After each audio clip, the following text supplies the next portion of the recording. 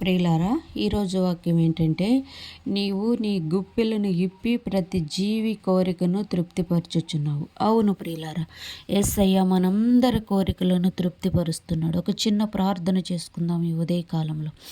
పరిశుద్ధుడా, నీ కొందనాలు, స్తోత్రాలు, స్తుతులు చెల్లించుకుంటున్నాను తండ్రి.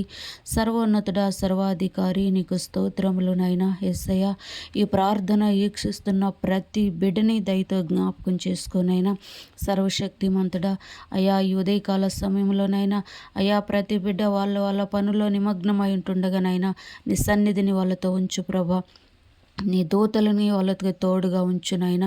యేసయ్య, వాళ్ళు డ్యూటీలకు వెళ్ళేటప్పుడు వచ్చేటప్పుడు తండ్రి అయా నీ కాపుదల, నీ భద్రతను వాళ్ళకి దయచేనైనా.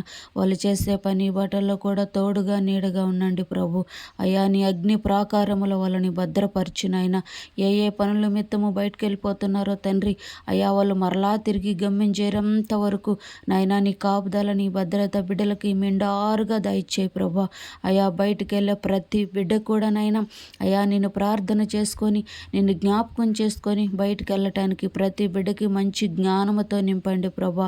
అయా వాళ్ళు పనులు చేసే కాడ తండ్రి ఎలాంటి ఇబ్బంది లేకుండా నైనా వాళ్ళు చేసే డ్యూటీలలో ప్రభా బిడ్డలకి మంచి జ్ఞానమును దయచేయనైనా.